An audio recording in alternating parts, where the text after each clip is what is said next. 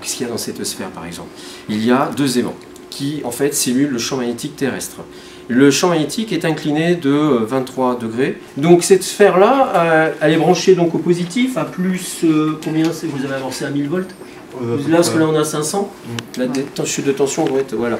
Donc là, ça éjecte des électrons. Ces électrons, c'est, je vous ai dit, là, ce qui est résiduel à l'intérieur, le gaz, c'est entre autres l'azote. Hein. L'atmosphère, l'oxygène est constitué de 78%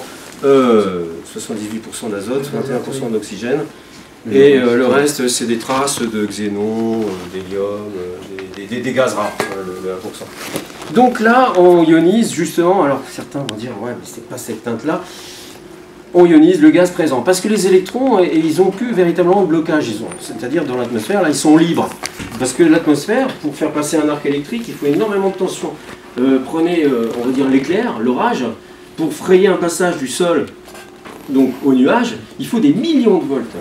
Alors que, donc là on est en atmosphère pression atmo, hein, 1 bar, là on est descendu, on n'a plus besoin d'avoir de grandes tensions. Bon là on a 500 volts, là, donc à 1000 volts on peut encore voir un joli plasma. Je vous l'ai dit tout à l'heure, ça tombe bien, le quatrième état de la matière. Et là il est, d'une certaine manière, il suit les lignes de champ magnétiques. Bon ça c'est ce qu'on appelle nous en physique les forces de Lorentz, c'est de la magnéto-hydrodynamique, ni plus ni moins, hein, parce que le soleil il a tout à nous apprendre et nous on a tout à apprendre de lui. Parce qu'il a fait de la magnéto-hydrodynamique bien avant tout le monde, même certains. Donc, eh bien, la Terre, donc, il est simulé par cette sphère-là, elle, avec ce champ magnétique, elle piège les électrons, là, vous voyez, en anneau, un peu comme l'aurore boréale. Qu'est-ce qui se passe? Vous avez le Soleil, d'accord? Il y a une éruption solaire, parce que ça se passe comme ça hein, de toute façon, il y a une éruption solaire. Donc, la matière coronale, c'est une matière chaude, très très très chaude, sous forme de plasma, donc de particules chargées électriquement, d'électrons, de protons, qui voyagent dans l'espace. Ça met à peu près 2 jours hein, pour arriver, quoi, une aurore. Si on arrive, et elle va détecter un champ magnétique. Enfin, les particules, elles vont suivre le champ magnétique. Et on appelle ça des puits, ici. Parce que l'aimant, lui, eh bien, en fait, tout autour, c'est une bulle magnétique qu'il a. Hein. C'est pas des lignes, hein, c'est pas dessiné comme ça, avec des lignes. C'est véritablement 2 coquilles, hein, une sphère. Mais les lignes de champ se referment au nord et au sud, comme sur la Terre, et vous avez vu, sous forme de puits. Et donc là, on voit bien qu'effectivement, les particules se referment, sont piégées en forme d'anneau, et elles suivent bien la ligne de champ. Donc là, ici, au pôle nord, parce que j'ai bien mis le nord, là, le sud, on ne le voit pas, parce que justement, le vide n'est pas assez important. On verrait presque une magnétosphère ensuite, enveloppant la sphère, on verrait simplement quoi, le champ magnétique piégé, quoi, je veux dire, les électrons. C'est magnifique, il y a une pompe qui crée, je veux dire, un vide dans une enceinte, hein, de 50 litres à peu près, quoi. Et on descend à des pressions avoisinant une altitude de 18 000 mètres, c'est-à-dire qu'on est pratiquement, non pas dans le vide spatial, on est à 6-10-1 millibars. Voilà, donc on est à des altitudes très hautes. Voilà. Bon, on est pratiquement aux altitudes où on aperçoit ces fameuses aurores, enfin quoique c'est entre 100 km et 500 à peu près. L'anneau. Alors là, on est en configuration G stellaire, je crois.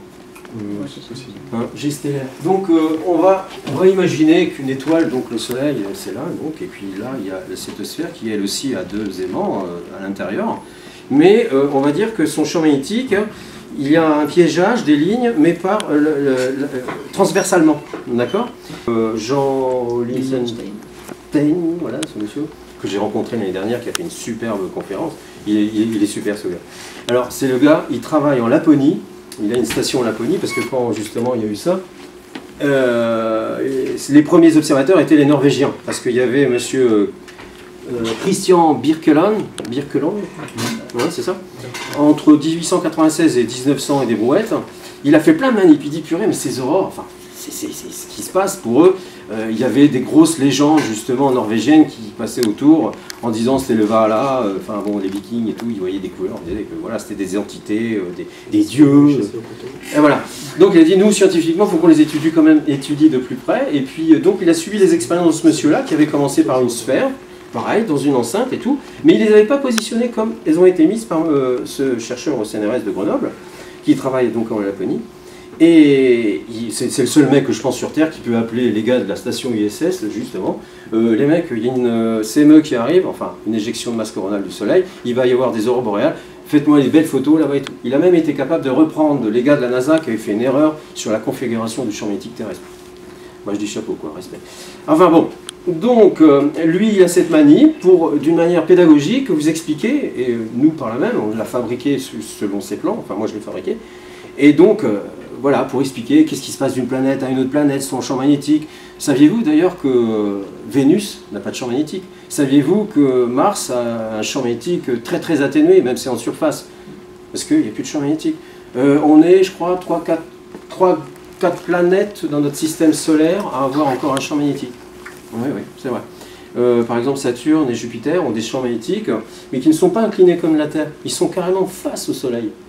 Impressionnant. Et ils ont des distances, des rayons de champ magnétique impressionnants. Pour ceux qui ont suivi la conférence mardi, c'est impressionnant. Voilà. Donc là, on peut l'étudier. Ces étudiants ici présents vont vous raconter la suite. Parce que... Pour bien comprendre, c'est que la fusion nucléaire, ça produit l'énergie et ça produit en même temps tout ce qui est magnétique dans le Soleil. Et ça crée aussi de la convection dans le Soleil. Donc des systèmes qui tournent en rond, ce qui crée des champs magnétiques aussi.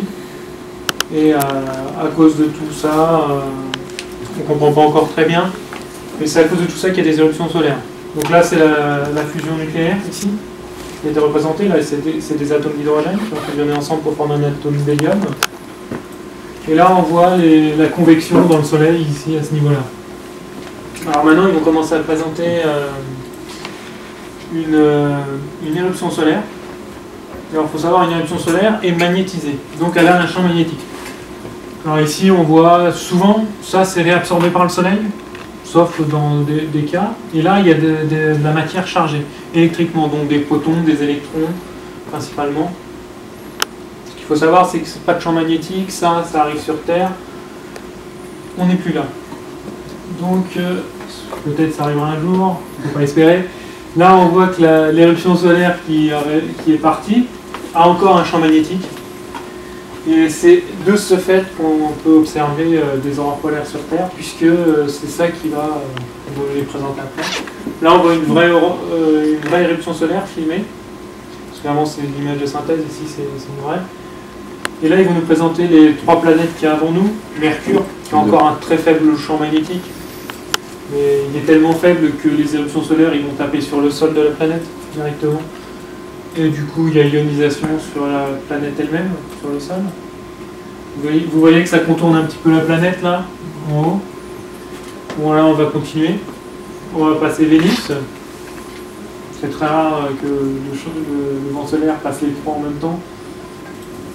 Vénus n'a pas de champ magnétique du tout. Le vent solaire, il contourne la planète parce qu'il y a une atmosphère, mais il souffle l'atmosphère au passage. Donc après, il y a l'atmosphère de Vénus qui est un petit peu dans l'espace. Et donc là, on va arriver sur une planète, je ne sais pas si vous la connaissez, la Terre. Et donc, on va voir le champ magnétique terrestre qui va apparaître. Il a à peu près cette forme-là, écrasé devant à cause du vent solaire, parce qu'il y en a tout le temps, même s'il n'est pas forcément très important, et allongé derrière. Et là, on voit qu'il y a des particules qui arrivent jusqu'au pôle, mais pas de formation d'aurore polaire, parce qu'en fait, elles n'arrivent pas assez vite pour ioniser les gaz qui sont dans l'atmosphère. Elles ne vont pas assez profond pour qu'on les voit.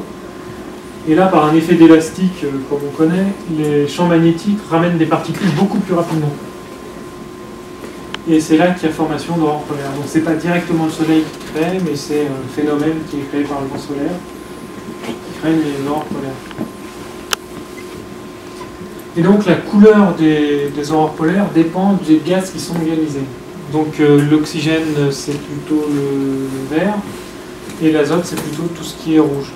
Et il faut savoir que c'est à peu près une centaine de kilomètres du sol. On peut observer des aurores polaires à peu près 2 fois par an, sous nos latitudes, donc à Bourges. Le problème, c'est que pour les observer, il ne faut pas trop de lumière. Donc il faudrait que toute la ville soit éteinte, qu'il ne fasse pas jour, qu'on soit en pleine nuit, qu'il n'y ait pas de nuages. Donc avec 2 aurores